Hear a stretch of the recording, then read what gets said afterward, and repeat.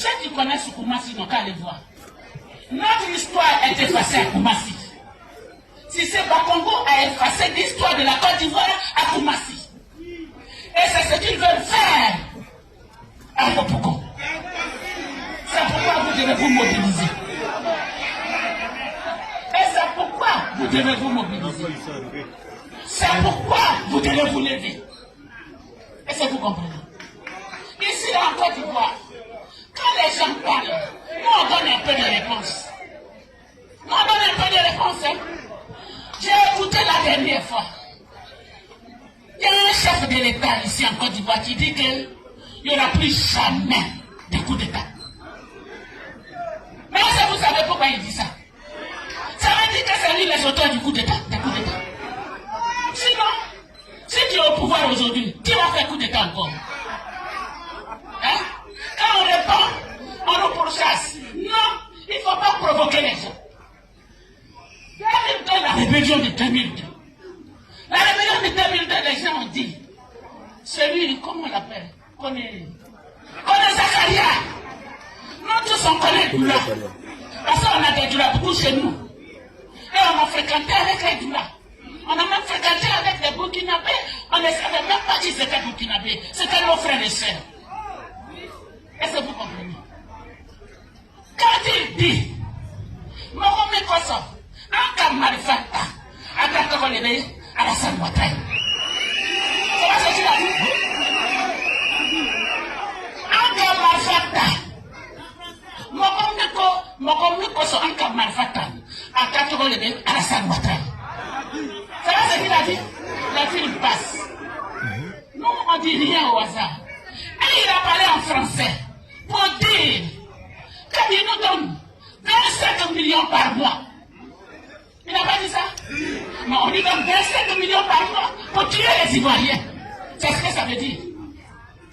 Alors, quand ce premier responsable qui gouverne les Ivoiriens aujourd'hui vient dans une télévision de faire de l'humour en disant oui,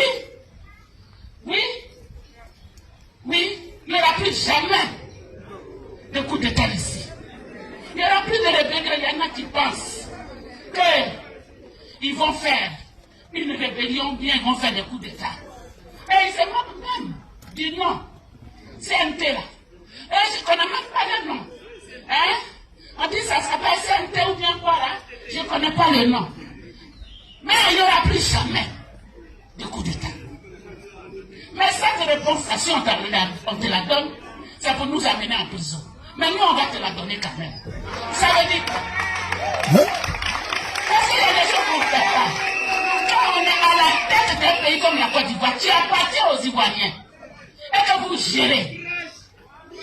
Et puis vous prenez tout l'argent de Côte d'Ivoire, vous seul. Et puis vous nous dites qu'il n'y aura plus jamais de coup d'État. Mais quand on se rappelle, sous Fouet-Boigny, il n'y a pas eu de coup d'État. Sous Bédier, le coup d'État qu'il y a eu, ça vient de... Jusqu'à ce qu'on arrive à Babonora, à qui ils ont posé une rébellion. Qu'ils ont fait un coup d'État, le coup d'État le plus long de l'histoire. Est-ce que vous comprenez? Alors celui qui gouverne la Côte d'Ivoire et qui prend notre argent, qui paye ses employés, ne peut pas dire ça aux Ivoiriens. Il ne faut pas nous prendre pour bêtes. Il ne faut pas nous prendre pour bêtes. Hein? C'est parce qu'on veut la paix qu'on se tait. On veut la paix. On se tait. Et on respecte aussi notre leader. La terreur du FDR. Parce que quand tu finis de parler, hein? On respecte notre leader. C'est pourquoi. Mais un chef d'État qui a le trône ivoirien ne peut pas se moquer des Ivoiriens. Alors que les Ivoiriens souffrent dans leur maison, ils souffrent dans leur quartier. Et ils nous côtoient. Quand on sait d'où elle vient, ils utilisent l'argent des Côte d'Ivoire. Et on se moque de nous. Est-ce que vous comprenez? C'est pourquoi vous devez vous lever. Est-ce que vous comprenez? C'est pourquoi vous les Ivoiriens, vous devez vous lever. Pour relever ce défi. Pour prendre la commune de Yopougon. Pour prendre la commune de Yopougon. Parce qu'il y a des choses qui font mal. Quand des gens à qui vous avez tout donné, que vous connaissiez qui n'étaient rien dans ce pays, qu'on a vu arriver, ils vous disent ça fait mal. C'est pourquoi nous devons relever tous les défis. Allez dans vos maisons, allez chercher les Ivoiriens, allez chercher les Ivoiriennes pour aller voter le 2. Allez chercher celui qui est là. Allez chercher celui qui est là. Vous avez vu le Pougon? Moi-même, dans mon découvert, je ne le connais pas. Mais le Pougon, c'est grave. Le Pougon. Et pourtant, le Pougon fournit l'argent, beaucoup d'argent. Mais ils mettent dans leur poche. Ils gardent ça dans leur maison. Ils gardent dans leur valise. Ils préparent leur demain. Peut-être ils vont partir demain, on ne sait pas.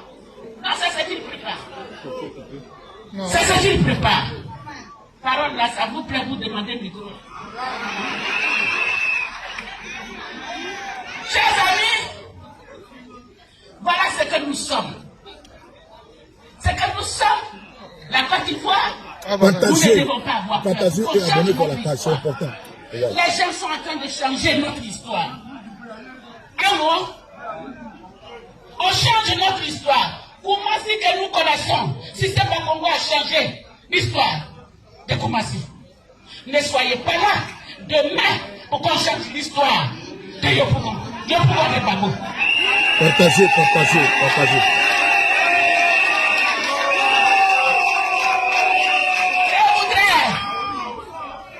Je voudrais saluer, parce que vous, quand vous venez au rassemblement, vous entrez dans les maisons, vous oubliez. On doit faire la politique autrement.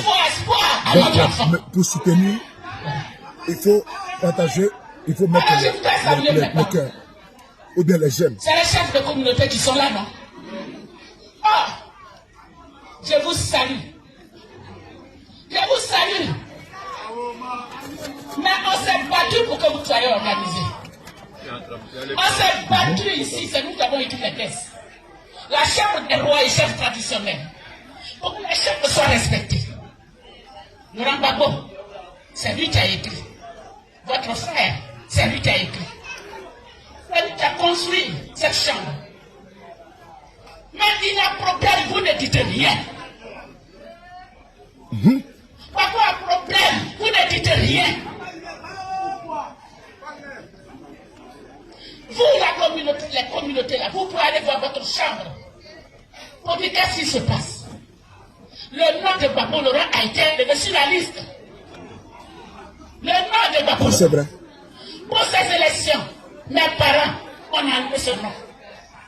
Le fils de Côte d'Ivoire, votre frère, on a enlevé son nom. Vous n'avez rien dit. Vous n'avez pas interpellé votre chambre. On les paye. C'était pour faire un travail. Ils devaient être les modérateurs, ceux qui doivent guérir la Côte d'Ivoire en interpellant le pouvoir en place. Pourquoi vous avez peur de ce pouvoir? C'est sûr. Celui qui l'a fait guerre, l'enlève sur la liste. Mais cette bataille, c'est vous qui devez la faire. C'est vous, ses parents, ses frères. C'est vous qui devez faire ce combat. Pour que son nom revienne. Ne restez pas comme ça. Il compte sur vous. Il compte sur vous.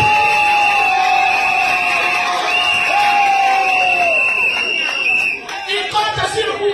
Partagez. Le discours est bon. Frère compte sur vous. Le président Gbagbo compte sur vous. Il ne doit pas le maltraiter devant vous. Il ne doit pas le maltraiter devant vous. Il va le maltraiter. Il va amener à ce pays. On s'est battu. Il est venu. Devant vous. On ne doit pas le maltraiter. Frères et sœurs, le discours est à dévoiler. Je suis dévolé. Je tenais ici à partager cette vidéo avec vous, puisque Kadhafi, comme je l'ai baptisé, la terreur du FDR, Odette Lorounion, la femme courageuse, la femme qui ne masse pas ses mots, la femme hypercute, la femme qui donne des coups et puis elle donne à fond la caisse, dans la fourmilière RDR.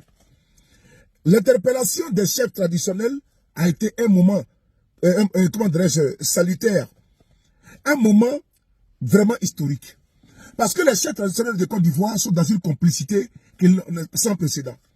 Comment comprendre que sous les yeux, la barbe de nos chefs traditionnels de Côte d'Ivoire, M. Ouattara se comporte comme un petit roi télé et puis il n'arrive pas à l'interpeller. On parle des chefs traditionnels qui sont les garants de nos us et coutumes. Et ces chefs traditionnels-là ne peuvent pas interpeller par rapport aux actes politiques qui peuvent poser des problèmes demain. On parle ici le cas de Guillaume Soro. Guillaume Soro, l'ex-président de l'Assemblée nationale de Côte d'Ivoire, l'ex-premier ministre, on a vu la cabane politique qui s'est abattue sur lui, politico-judiciaire sur lui. Double condamnation, perpétuité et 20 ans. Les chefs traditionnels qui peuvent parler à M. Ouattara de ne pas emprunter un chemin qui peut provoquer une guerre en Côte d'Ivoire, n'ont pas interpellé M. Ouattara. Le président Gbagbo était à la CPI. M. Ouattara a activé la justice, l'a condamné arbitrairement, à travers sa justice unique, une condamnation unique, l'a condamné à 20 ans. Tout simplement parce qu'on veut les retirer de la liste électorale. Frères et sœurs, la chambre des rois, la chambre des chefs traditionnels de Côte d'Ivoire n'a pas daigné bouger. Parce que eux, ils sont en état de perdre de M. Ouattara, dont ils ne parlent pas. Jusqu'à là où nous parlons, c'est eux qui sont les garants de la paix sociale en Côte d'Ivoire. Mais les chefs n'en parlent pas. Ils sont taiseux. Et l'interpellation est salutaire. Mais elle a rebondi sur une affaire qui m'interpelle. C'est celle, comment dirait de M. Ouattara, qui dit qu'il n'y aura pas de coup d'État en Côte d'Ivoire. Je l'ai dit, là où nous faisons cette vidéo, nous sommes aujourd'hui le 24 juillet 2023. M. Ouattara est à Paris, il est en France. Lui, chaque mois, il doit venir en France pour faire son check-up. Les hôpitaux qui sont en Côte d'Ivoire, que lui vend à coup de propagande d'être des hôpitaux de les dernières générations, il préfère abandonner nos hôpitaux de Côte d'Ivoire, venir se faire soigner ici en Europe.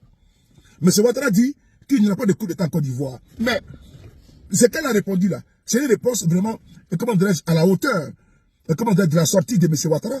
Puisque, en Côte d'Ivoire, la déstabilisation, la chienlit, l'hécatombe politique, c'est M. Ouattara. En Côte d'Ivoire, je frapperai ce pouvoir moribond et il tombera. C'est M. Ouattara. En Côte d'Ivoire, je rendrai la Côte d'Ivoire, c'est M. Gouvernable, c'est M. Ouattara. En Côte d'Ivoire, je n'attendrai pas 5 ans pour les élections, c'est M. Ouattara. Et il est maintenant au pouvoir. Quand il dit qu'il n'y a pas de coup d'État, nous sommes d'accord avec M. Ouattara. Parce que la personne qui était à la tête et qui était le cheval, comment dirais-je, le cavalier en chef de déstabilisation, il est aujourd'hui au pouvoir. Quand tu confies la clé de ta maison à ton voleur, est-ce qu'il y aura encore vol? Je reprends. Quand tu confies la clé de ta maison à ton voleur, puisque c'est lui qui vient voler sur toi tous les jours, et un jour tu te rends compte, tu le soupçonnes d'être ton voleur, et tu fais de lui ton gardien, et tu lui confies tout, je pense qu'il n'aura absolument plus rien. Mais effectivement, M. Ouattara joue ce rôle actuellement. De ceux-là qui a passé le temps à déstabiliser, à défigurer notre pays, il vient s'ériger en donnant des leçons. Lui-même qui a financé une campagne de déstabilisation. C'est là le point où elle vient avec le cas de Kone Zakaria. C'est sous notre tropique ici à Bungali, en mode vision, sur la place publique de Bungali, avec une marée humaine. Kone Zakaria n'a pas hésité à dire que c'est M. Ouattara qui a financé la rébellion. Et que la rébellion, ils n'ont pas pris les armes à cause de Guillaume Soro. Ils n'ont pas pris les armes à cause de IB. Ils ont pris les armes à cause de Alassane Ouattara. Et que quand eux étaient en exil, c'est M. Ouattara qui les finançait à hauteur de 25 millions de francs CFA quand j'étais en exil, par mois. Mais les 25 millions que M. Ouattara prenait pour financer sa rébellion, mais il ne prenait pas ça pour construire des dispensaires, des écoles de proximité, des cantines, des foyers pour les jeunes de Côte d'Ivoire. Non. Il a préféré prendre ça pour financer une rébellion afin de pouvoir avoir le fauteuil présidentiel. Ça, il faut le reconnaître. Il a financé la rébellion parce que lui, sa candidature fut rejetée en 2000 sous le magistère du président de la Cour constitutionnelle, M. Tiakone. Mais M. Ouattara est passé par les armes pour s'imposer. Donc lui, c'est comme le boucher qui a peur du couteau. M. Ouattara a peur que l'on vienne, n'est-ce pas, le déstabiliser. Mais il peut dormir tranquille. L'opposition qui est en face de lui est une opposition constructive. Une opposition de débat, de convaincre et pas vaincre. C'est une opposition, c'est pas une opposition de Madou Bessé, de Soule Kalachnikov ou bien de l'os, la roquette, non. C'est une opposition qui se bat avec les moyens conventionnels politiquement parlant sans armes, ni fusil, ni